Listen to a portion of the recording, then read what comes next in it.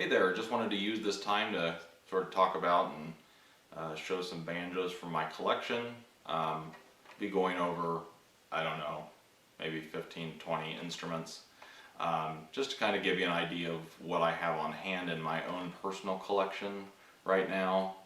It kind of varies from, month to month. I have a lot of things that are in and out. I do a lot of repair work and sell a lot of instruments, so these are just the main ones that are kind of permanently in my collection.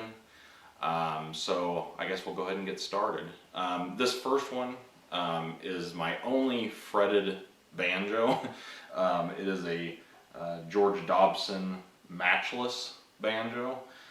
Serial number is 9011. And it's a pretty fancy banjo. As you can see, some of the inlays and so forth are kind of atypical. This is kind of an interesting banjo as well. It has the Henry Dobson tailpiece, patented in 1881, I believe. Yeah, 1881. It also has a pretty fancy tension hoop, and it also has, I believe the last time I counted it was 28 shoes and brackets, whatever you want to call them. It does have the sort of fancy carved dowel rod as well. The interesting thing about this banjo is that it has a 10-inch head with a scale length of, I believe the last time I measured is either 26 or 26.5 inches. So it has a pretty long sort of standard size neck, but a very small body. I've talked to a few people about this banjo, and they actually think it might have been kind of a special order from Dobson's supposed factory. Although, obviously there's some debate about whether he actually had factories or not. But nonetheless, it's a pretty interesting banjo. It does have a cherry neck, which is, pretty typical of what you'd find with like Stewart banjos. I don't think I've ever seen a Dobson with a cherry neck, although, I'm not an expert in Dobson banjos by any means. But like I say, it is a pretty fancy banjo. It's pretty neat. Has a pretty decent little sound to it. I won't be playing a lot of the banjos during this, just because this is sort of more of a show and tell. But anyhow, pretty neat banjo. Pretty unique. Again, it has inlays on the heel cap and stuff as well. Just kind of give you a brief little run through of it here again. I do really like that inlay as well. It's kind of a neat one. All right. Next up, and I should mention that Dobson, most people are thinking it's probably 1880s, maybe mid 1880s. Not really 100% sure, obviously. But anyhow, this next one is an Ernst Hammig Banjo, Hammig. I really love Hammig banjos. There's just something about them. I don't know what it is to describe. They just have a very nice tone. I love the brackets that they normally use, at least in the couple of them that I have, which I'll be showing you another one here. This is my 11-inch one. I call it Little Sister because I do have a 12-inch banjo that was a Hammig that is basically its identical twin brother, which I'll show you here in just a minute. This is the quote-unquote smaller one. It's basically the normal 25.5-inch scale, but has really interesting features. It does have the flush frets, which you'll see a lot of my banjos have this flush fret design. I don't know why. I particularly think that this flush fret design is just very elegant, very lovely. Has one of my favorite types of brackets on it as well. I don't know honestly what you call these. I've heard them called oblong before. I don't know what the specific name for them is, but it obviously has the square nuts as well. Again, I do a lot of restoration work on these, so most of these are not going to be original tail pieces and original bridges. These are all like, you know, tail pieces and bridges that I made for the instruments. And I'll note if any of them have replaced hide heads on them. This is a goat hide head, made in Pakistan, I believe. I believe you might be able to see the maker's mark on this one here, if I can get it in the light right. It does have these square nuts on the back. Luckily, all of them are intact, and I really like his banjo. I just think they're very elegant. Rosewood fingerboard, head plate as well. Neck, I believe, is mahogany with a maple rim that's covered in Brazilian rosewood veneer on the outer part of it. We're thinking for this banjo, it probably early 1880s. I believe Ernst Hammig made banjos from roughly 1870 through 1885 or something like that, if I'm remembering correctly. So, you know, we could just roughly call this, you know, 1880, 1882, something like that. It just, I don't know, something seems to me like it is. So, anyhow, this one is slightly out of round. I don't know if it'll pick up on the camera or not, but there is sort of a, I don't know what you want to call it, it's not completely round right on this one side. Doesn't deter anything as far as, you know, value or anything like that for me. So on to the next one. All right, and this is Big Brother, as you can call it. This is another Ernst Hammig banjo. This one actually has a 12-inch pot. I believe it's a 27.5 or a 28-inch scale. So it's a big, boisterous banjo.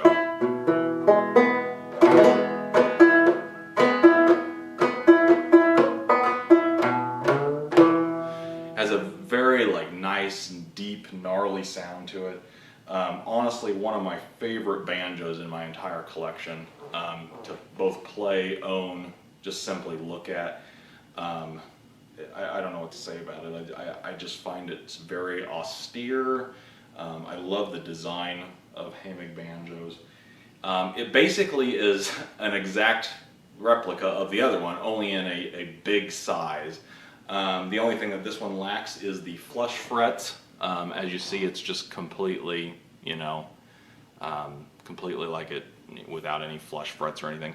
There are, however, side markers on it. They go to the 5th fret, and then the side markers stop, and then they resume at the 7th, 9th, 12th, and 15th positions. So there at least is, you know, a way to tell, you know, kind of where you are at. Hopefully you can see those there. This one, again, big, huge, you know, tubby banjo. Has these square nuts on the inside. This one also has, you probably won't be able to see it, but see if I can position the camera right. It's probably not going to get it. Right in here, there is a cursive letter H. It just says H period. I don't know whether that stood for Hammig. You know, I don't know whether that's something that he wrote in there or somebody many years later wrote. Not a clue. It has that typical, you know, New York style cutaway here. Some people think that these were made by Buckby. I do not see anything resembling Buckby on Hammig banjos. I honestly think they were specifically his stuff. It does have Brazilian rosewood veneer head plate and fingerboard. Oh, and it does have the same hooks and everything, except these hooks are the bent style hooks. They're all intact.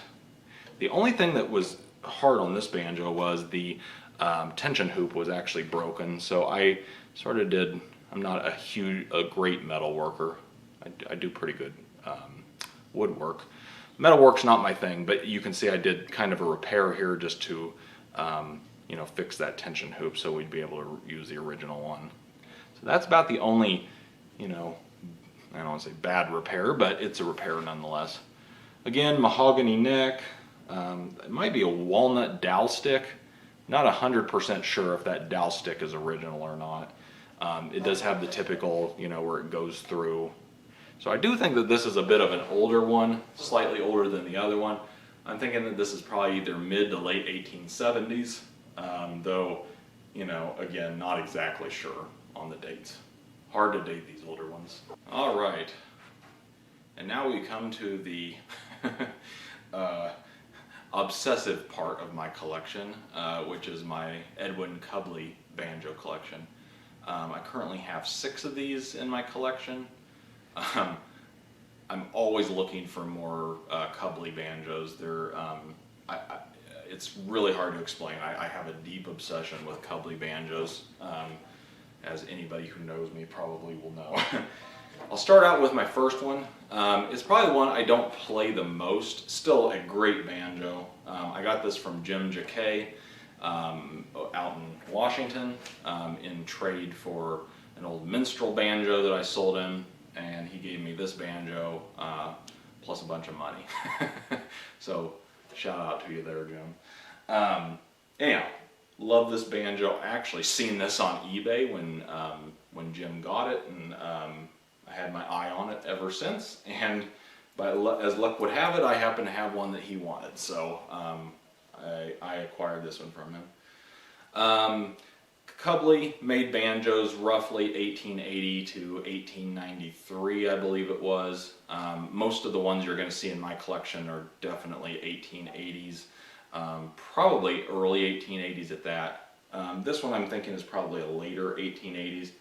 I don't consider this one to be one of his best model banjos, but it's still a really nice instrument regardless.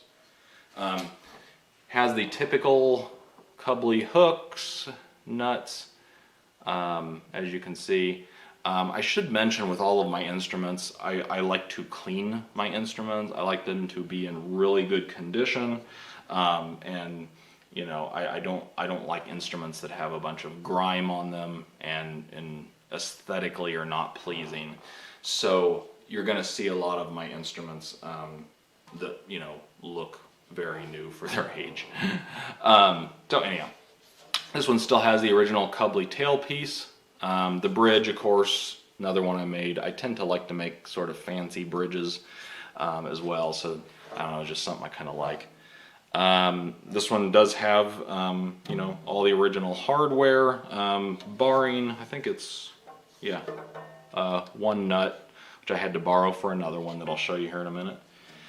This one does have the Brazilian rosewood fingerboard with my favorite flush fret pattern, as you'll be able to see here. I have quite a few with this almost exact same flush fret pattern, especially my Cubleys are all fretless. Love them all. 11-inch banjo head, pot, whatever you want to call it. Every Cubley that I've ever held has a 25.5-inch scale, so all of them that you're going to be seeing are 25.5-inch scale with an 11-inch head. Again, very nice banjo. I should mention too, all Cubley banjos, at least that I've ever owned, all have walnut necks, which is somewhat atypical. You know, you don't see a lot of walnut being used, at least in comparison to some other makers of the period. Okay, on to the next one. All right, yet another Cubley. This is one of my favorite banjos. Sound, playability, you name it. This is just an absolutely lovely instrument. Has a really nice, tubby, deep, bassy sound. I really like banjos that have that sort of growling bass type sound.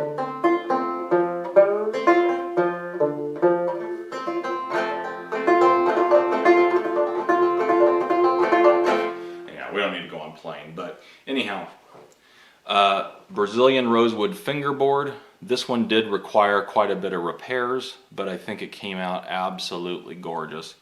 This is one of the most beautiful pieces of Brazilian rosewood I think I've ever seen. I'll just let you take in the patterns here. It has the typical Cubley marquetry I'm going to be showing you some marquetry on these Cubley Banjos that'll blow your mind. They're just absolutely lovely, the work that went into these. Some people, you know, have these weird suggestions that these were made by Buckby again. Absolutely not true. Cubley patented all of his hardware. It's all very Cubley-esque, and you'll notice one of his banjos the moment you see it. And the way it sounds, the way they play. Again, it's not just my obsession with them, but they're just great, great banjos. This was very similar to the last one I showed. Same, you know, same sort of setup, I guess you can say. This one was in really rough condition though. Very rough condition when I got it.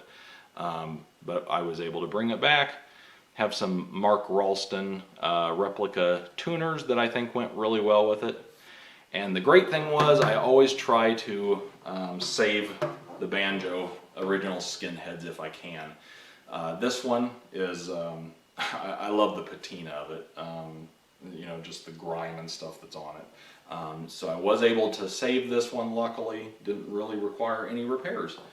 This one also made kind of a replica tailpiece for it of the period. It did not come with the original Cubley tailpiece, and then of course it got its, you know, fancy little bridge that I always make.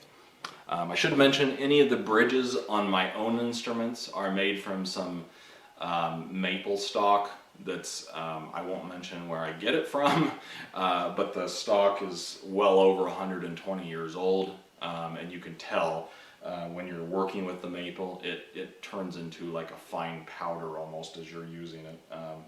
And all of my bridges and tailpieces are made by hand. There's no machinery that goes into using them, or making them, excuse me. So yeah, again, lovely banjo. Needed quite a bit of work, but it's one of my favorites. Okay, so this is one of the oldest, well, it's not the oldest, but it's one of the instruments I've had the longest. This is the first Cubley I ever got, and I was lucky enough to find it and not pay a huge price for it. I probably will never sell any of my Cubleys, but and I rarely show this one because frankly I've never seen another one like it, well, I'll just let it speak for itself. I should mention before I show anything, the tailpiece bridge, again, they're not Cubley originals. These are ones that were just made by me. I'll show you the tailpiece here real quick if it'll focus in on it. See if I can get that. Hopefully you can see that. And the tailpiece, just a neat little thing that I made. I believe it's the original hide head, not 100% sure. And then talking about Cubley with his marquetry that he loves, show you this one. It's kind of a rose, like flower design. I don't know how to even put it.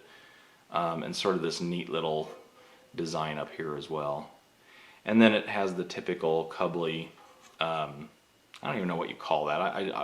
Kind of a starburst, I guess, maybe. Replaced the tuners.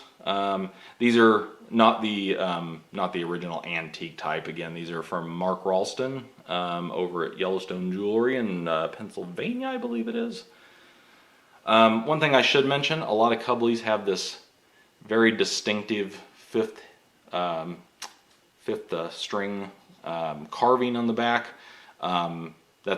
It's a pretty distinctive Cubley feature. If you ever see that along with a peg head in this sort of shape, it pretty much speaks Cubley. Another thing with the shoes, all my Cubleys have all of the original hooks, nuts, shoes, brackets, whatever you want to call them. This one is actually in really good condition. There's a couple places where you can see some brass showing through just from age and wear and stuff, but yeah, it's in pretty good condition. Nice, beautiful walnut neck. And then the only Cubley I've ever seen that also has the marquetry on the inside as well, which I think is pretty neat. So that is Cubley number 3. There are 3 more. All right. Cubley number 4, and probably somewhat the more unique of the Cubleys. It does have the Cubley tailpiece, however, I had to fix it because it was broken. This banjo actually came from Goodwill. I paid around $400 for it, and it's probably the best purchase I've ever made, instrument-wise. This is a fantastic banjo. It has a pretty thick wood rim, and I should mention too, I've taken this apart so I can see inside where the dowel stick joins the pot. You may not be able to see this very well, but the entire inner wooden rim of this is actually solid Brazilian rosewood. It's not veneered, it's a solid piece of Brazilian rosewood, which honestly what I think contributes to its sound. Let's see that. It's also the only Cubley that has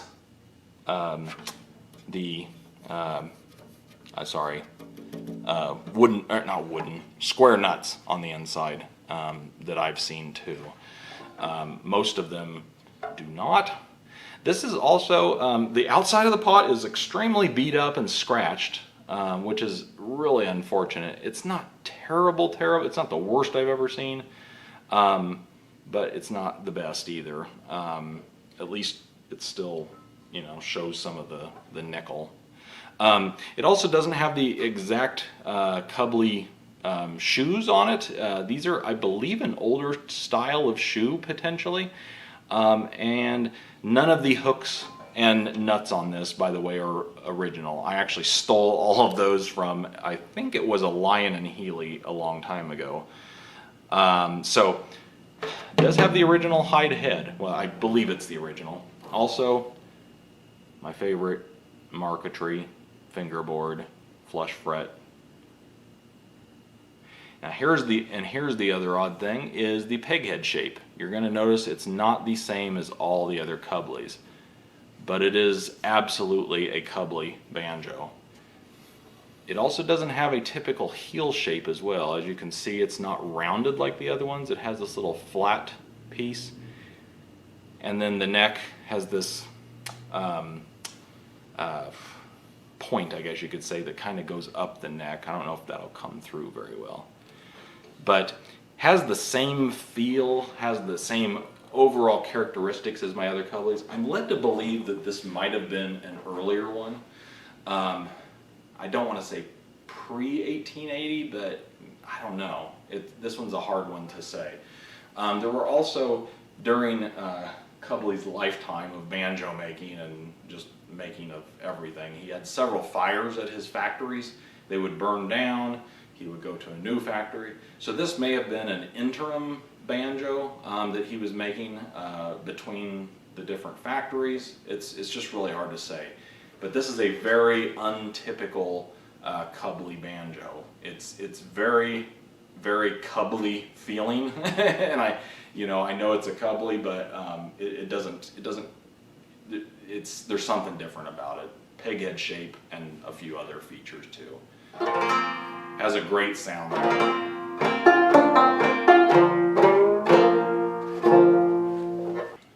All right, am I wearing you out with Cubleys yet?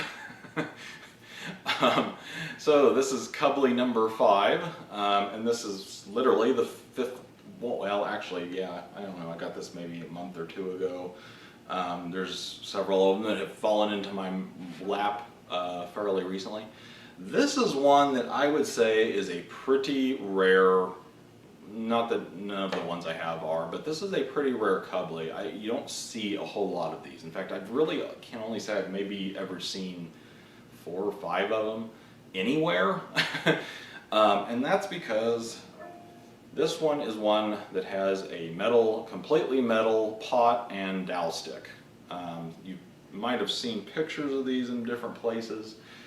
This one's kind of, yeah, out there. This is also one of the few, Cubley liked to patent his banjos and put his patent marks, everywhere he possibly could. This one is interesting because almost every piece is patented. The rim, the pot, Does have a patent date, and I don't know if this will come through or not. Let's see if I can get it to show. It's right under the dowel piece there. Might come through. Anyhow, that says patented April 3rd, 1883. The tension hoop has a patent date on it of 1882, and then the pegs also have a patent of 1882 on the pegs as well. This is a very nice sounding banjo, as all the Cubleys are.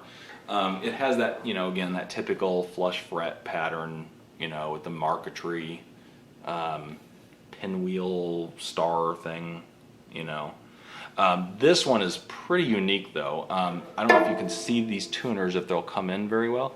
They are sort of the more like mechanical friction pegs. However, each one of these is Brazilian rosewood that's been carved individually.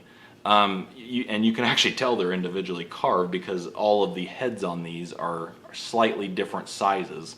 They get smaller as they go down in string size, interestingly enough. And then the fifth peg, as you can see, it's one that sort of comes through. Yeah, there we can kind of see it in the light. Same type of peg and everything, but the shaft of this goes through the entire neck, and it actually comes out the other side. So you can kind of see, here, let me flip that over, that'd be a little bit better. You can kind of see how that peg fits in there. Still friction, just a very odd design. Very neat banjo. I didn't have a Cubley tailpiece for this, so I made one out of a piece of ebony. Gave it a little fancy bridge there, as I usually always do, as you can kind of see. Again, has all of the hardware.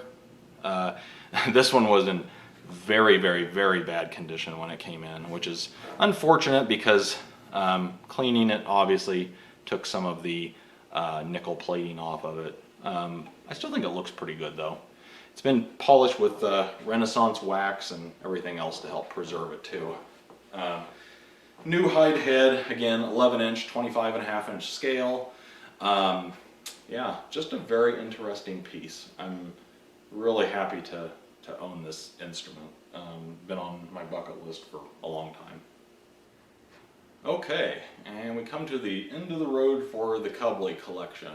This is Cubley number 6, and this is another very unique one. I've had my eye on this banjo for I don't know how many years. I've seen it pop around on eBay and the Banjo Hangout Marketplace. I think it's even been on maybe Facebook Marketplace. I've seen it for a number of years and was never lucky enough to grab it.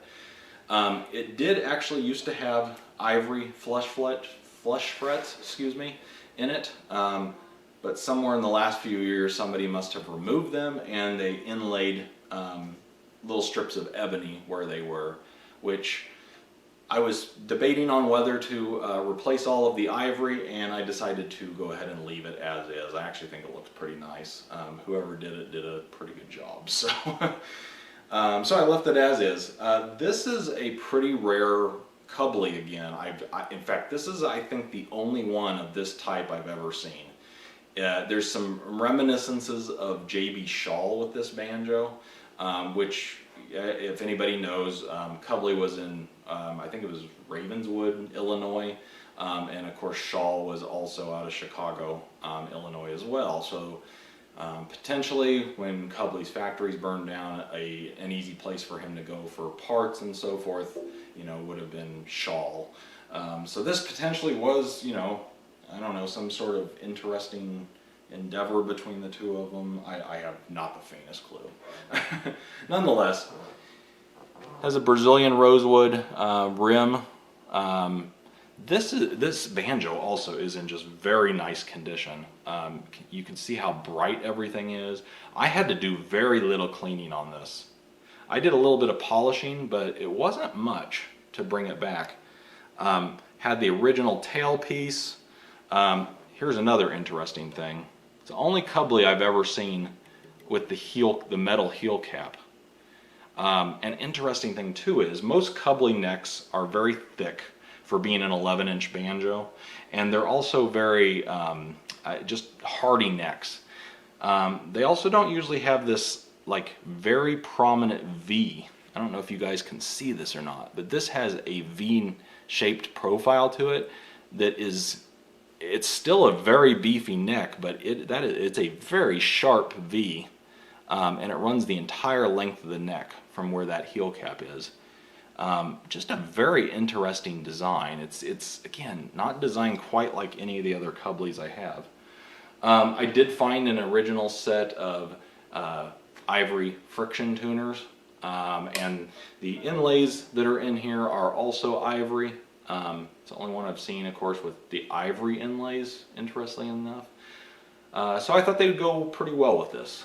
So anyhow, really glad to finally get my hands on this one. Been eyeing it for a long time, and glad to add it to my personal collection. Last of the Cubleys, number 6.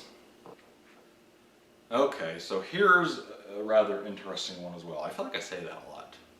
All of these are rather interesting. Maybe they're not, I don't know. Anyhow, this one is my gaudy banjo. Well, it's not really gaudy. It just depends on, if you really like Marquetry, you'd love this banjo. I'll show you some close-ups of it here in a minute. I think it's a Buckbee that's just been heavily just overdone. Hard to explain.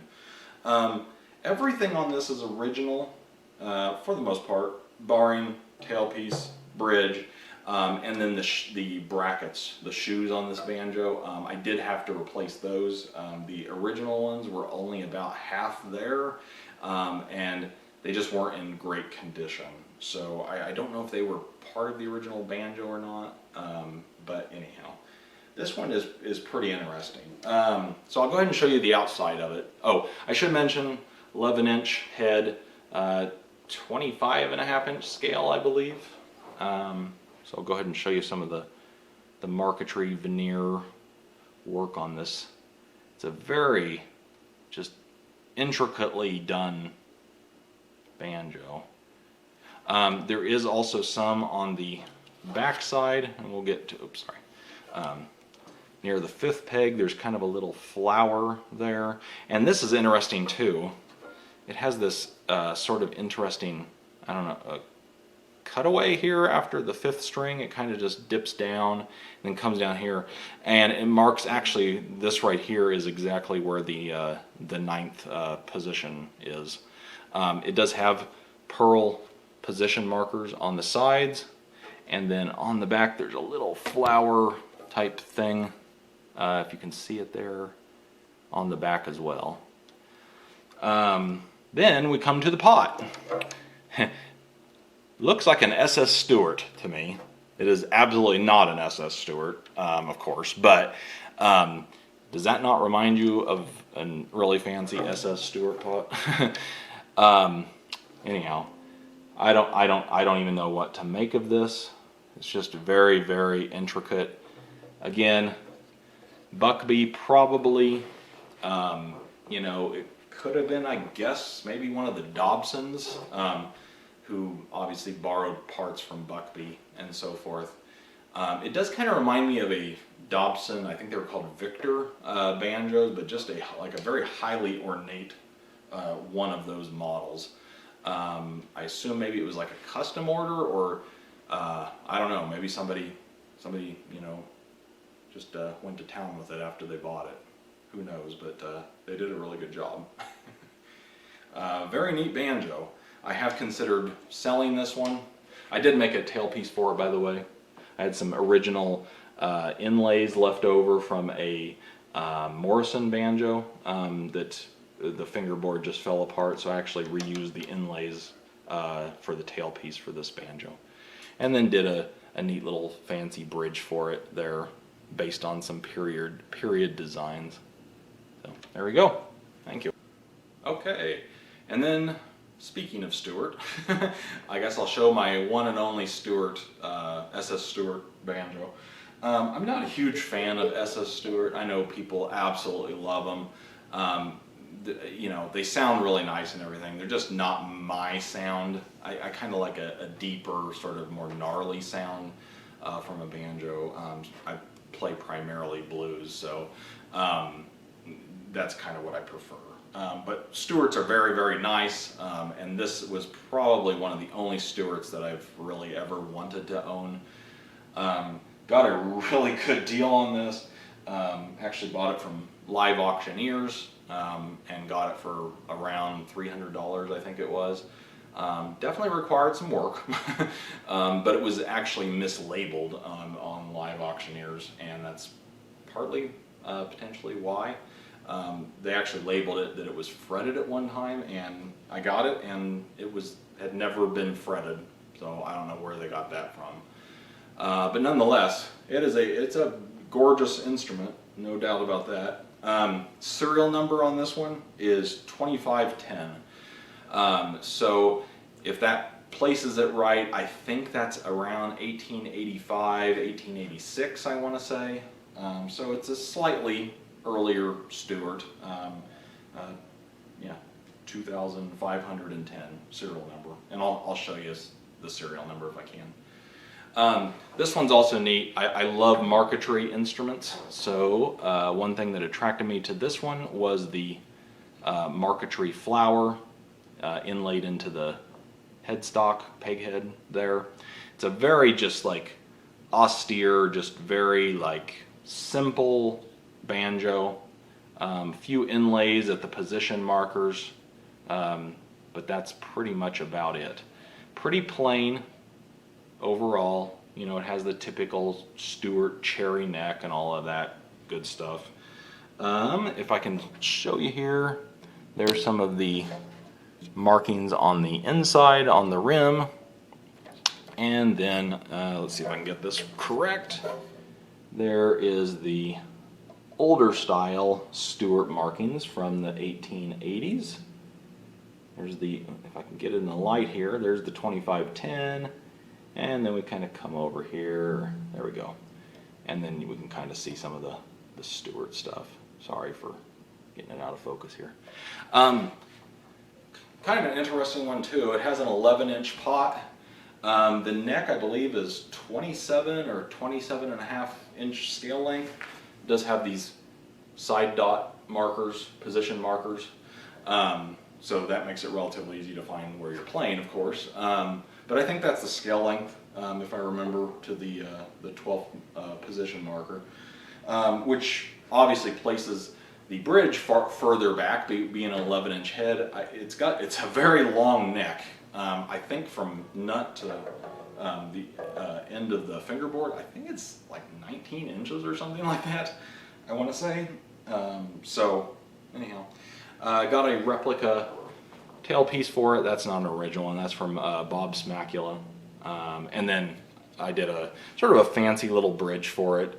It's just a piece of my old maple stock, and then I did some pearl inlays into the sides on both sides, as you can kind of see there. And it's just to sort of match the you know, the pearl inlays that were being done here, just to kind of tie it together.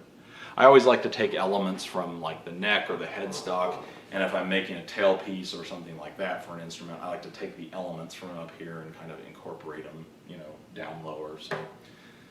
So this is my one and only SS Stewart. So I've owned several Fairbanks and Cole banjos over the years.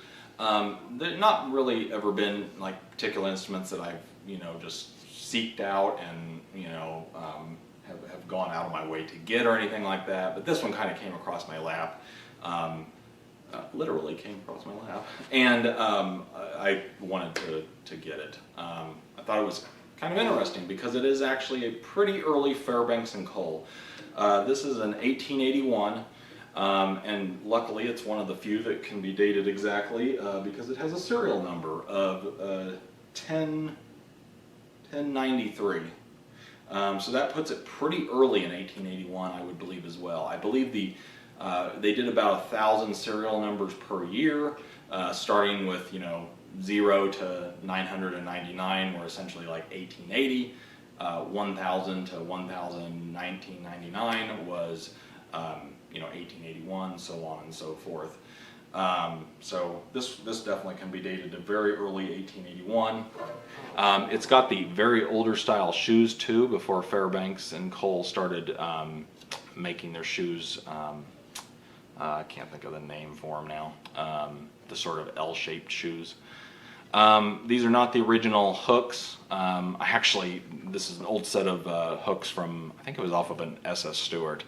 I'm going to be replacing these nuts and hooks at some point with period correct ones, but I just need to find some. Rim is maple 11-inch. It has a beautiful, beautiful piece of Brazilian rosewood veneer on the outside of it, as you can see. Kind of go around the instrument. Just a lovely pattern on it. Fingerboard is also Brazilian rosewood, as well as peghead. One thing to note is that these are all ivory flush frets. Most of those I had to replace, and they are real ivory. I decided to kind of keep the ivory theme with this one, and I do have some ivory stock on hand, just in case I need it. So I made the nut and the fifth nut out of pieces of ivory as well. This is a pretty nice banjo. I usually am not a huge fan of Fairbanks and Cole. I should mention too, kind of got a neat little fifth string carved area there. I don't know if I can get that to focus correctly. There we go. Just kind of a neat little area right there. But anyhow, I'm not usually a huge fan of Fairbanks and Cole, but this one I really do like. It has that nice, probably a little out of tune, but has that very nice plunky, deep, sort of bassy sound to it. I decided to make a lyre tailpiece for it. So this is a tailpiece that I made. I think it was out of a piece of, I don't know what I made it out of. Might have been ebony bottom, but I did a Brazilian rosewood veneer on the top of it. And then just sort of matching, type of bridge as well. Okay, so I talked a lot about Cubley and all my Cubley obsession. The other Chicago maker in the 1880s, of course, was J.B. Schall, I should say prominent maker. I'm sure there were plenty of other ones, but this is my only J.B. Schall. It is currently for sale. I do really like this banjo, but I just don't play it often enough to keep it permanently in my collection. So if anybody wants it, it can be yours for a price, of course. But it is a very nice, I think it's a pretty early J.B. Schall. It has the sort of earlier peg head shape. Just very lovely. Ebony. This one also has a flush fret pattern, like you'd see in the Cubleys or some of the Buckby banjos, which I've never seen this specific pattern on a Schall before, so I thought that was kind of interesting. This pattern, by the way, I should mention too, I mentioned that I really like this pattern on my banjos. It was very prevalent in the late 1870s up through the 1880s, and the reason for this sort of staggered flush frets was to just make it easier to play. If you've ever played one of these, the way that they've positioned these and staggered them, it just makes sense in the brain, and it's really hard to say anything more about it unless you've actually played one with this flush fret pattern. So it is fretless, just like the other ones, but these are just, you could call them marquetry type of inlays. The tailpiece on this one was just a spare that I had left over from, I think it was from a Gatcombe banjo, if I remember correctly, which kind of reminds me of a Stewart, but it's not a Stewart tailpiece. And then the inside, just, typical J.B. Schall, kind of has a fairly thick rim and so forth. See if I can get the maker's marks here as well. Yeah, you can kind of see them there. This one's stamped twice. I think a lot of Schall banjos are stamped on the dowel stick twice. Also has the heel cap that's metal. If you remember that Cubley I showed you before, Very similar. Has this very like, I don't know what you want to call it, V-neck. There's sort of this V profile to it going down throughout the entire neck. And that's why I think there must have been some sort of influence on Cubley for that number 6 banjo that I have with J.B. Schall. There's just a lot of similarities between the two. But very nice banjo. Has the original, I think, 1886 patent tuning pegs on it as well, and the original 5th string tuner too. Okay, and now we come to the only foreign banjo that I own. This is a George Matthew banjo. I actually just bought this one sort of on a whim a while back. I always thought they were just kind of really nice looking. They're from, 1880s. Like I say, most all the banjos I have are 1880s, 1875 to 1889 approximately. This one's somewhere in there in the, we'll say later 1880s maybe, and that's just a rough guess. Nonetheless, it is an English banjo. It has sort of a typical English sound to it, I guess you could say. It's really not one of my favorite banjos. In fact, it pretty much just hangs on the wall in my collection. But it is an absolutely gorgeous banjo. I mean, there's no doubt about that. And I love this pewter inlay in the fingerboard. If you can see that there. Just very nice looking banjos. This sort of off-patterned ivory inlay that goes through there, and that is a piece of ivory, by the way. Has celluloid tuners that came on it. The 5th one wasn't set up the best, but I left it. It works as is. Since I don't really play this one very often, it's perfectly fine. I'll give you a look at the inside of the pot, some of the hardware.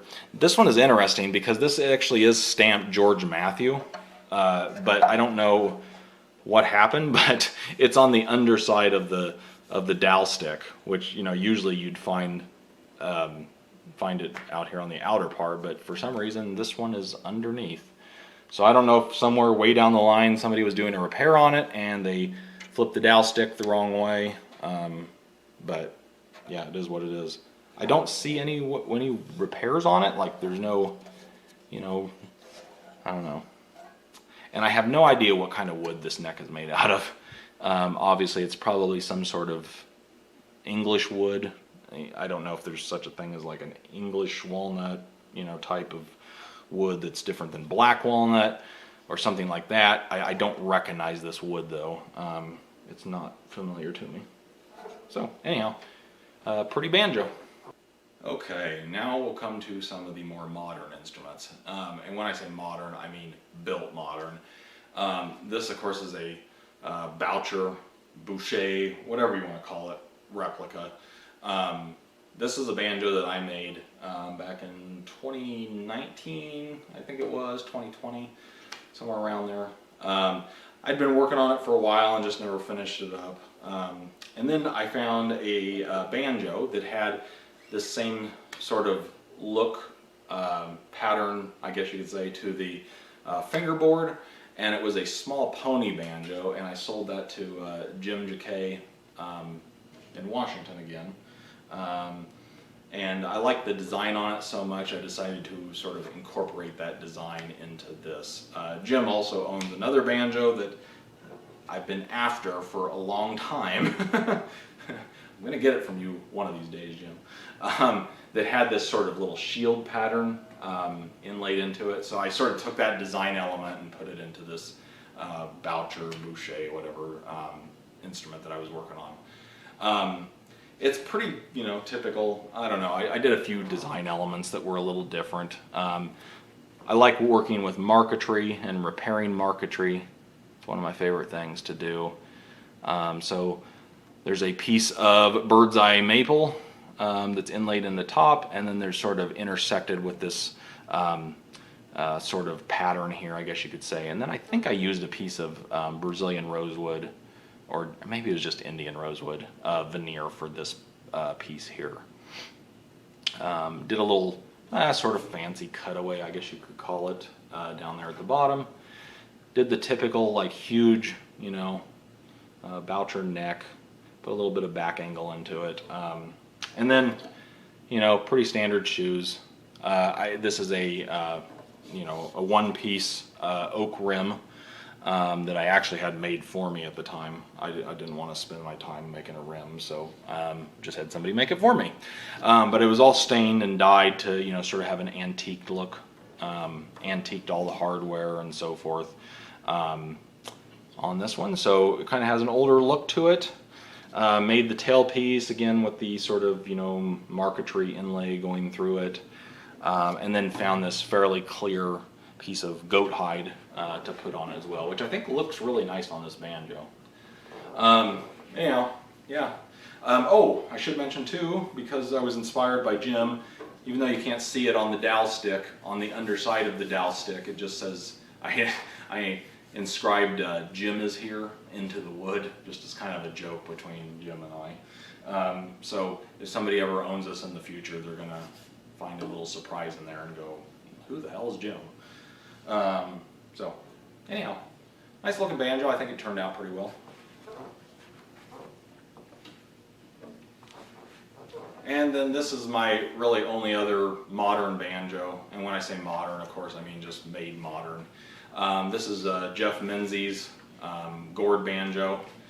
Absolutely love his designs. Not really a whole lot more to say to it.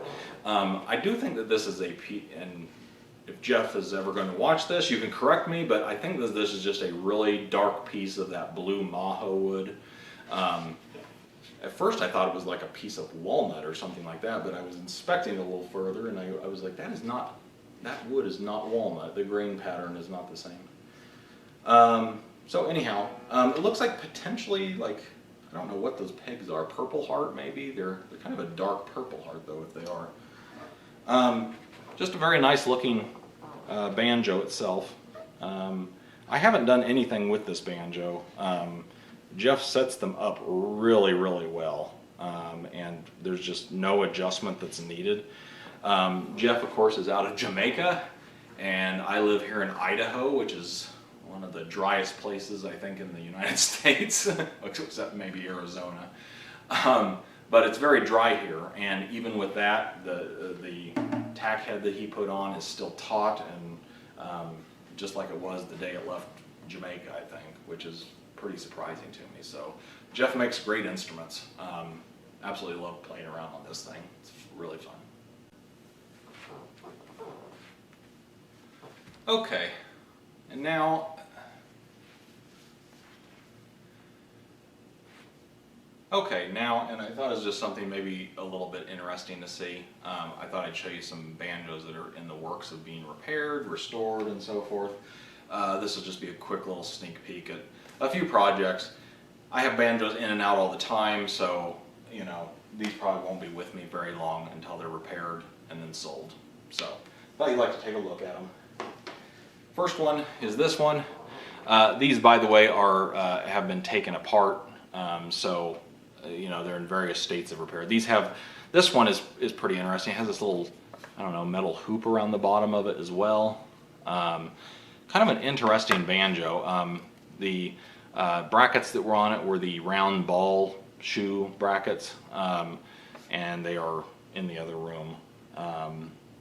It also has a wood, for lack of better words, I don't know if you call that a wood tone ring. I don't really say it's a tone ring per se, but nonetheless, there is a piece of wood in there that sort of acts as a tone ring in a way. This is the neck that came with it, just an old neck that's, you know, sort of being refurbished. So. And then I'd like to show you a Lion & Healy Star Banjo. I think I've really only ever seen one or two of these before. Kind of interesting. Let me get the tension hoop off here. These were made without dowel sticks. And let me show you what I mean here. So this is a 12-inch double spun, double clad, whatever you want to call it, rim. Very unique shoes, which I think were used on Lion & Healy Washburn banjos.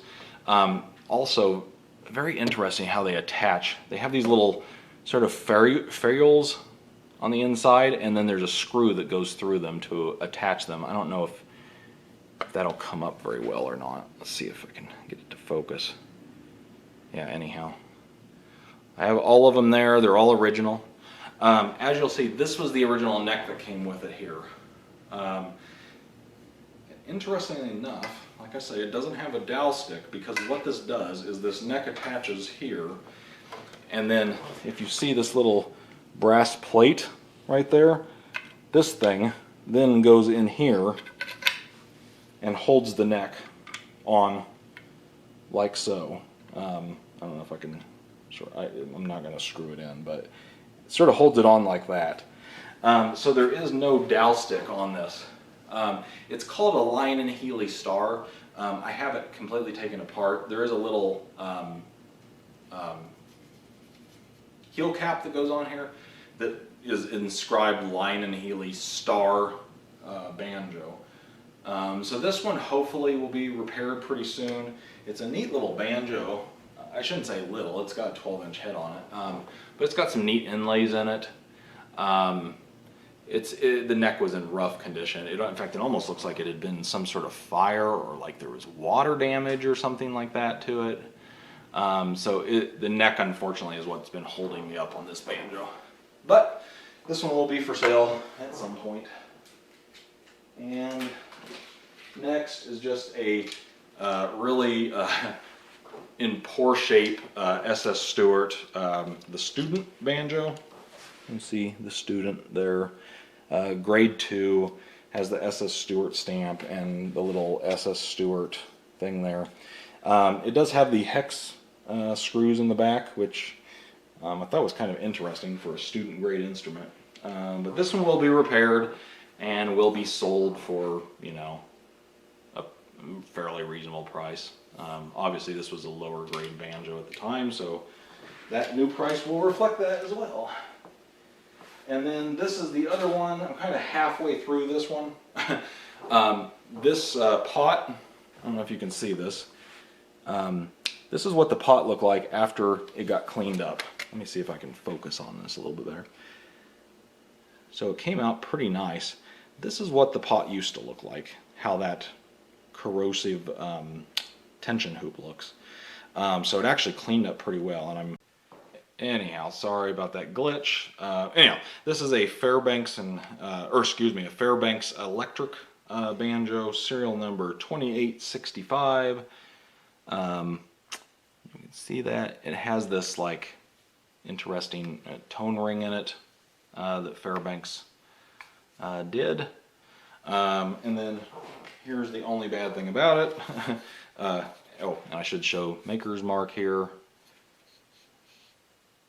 Come on, focus, there we go. Fair Electric, and then AC Fairbanks, Boston, Massachusetts, all that good stuff. Like I said, serial number 2865. It is unfortunately missing most all of the inlay. So that will all be replaced, and I'll be doing all of that. There's one tiny little piece of the inlay that's actually remaining on this, and as you can see, it's got quite a bit more. Will be for sale once I'm done with it.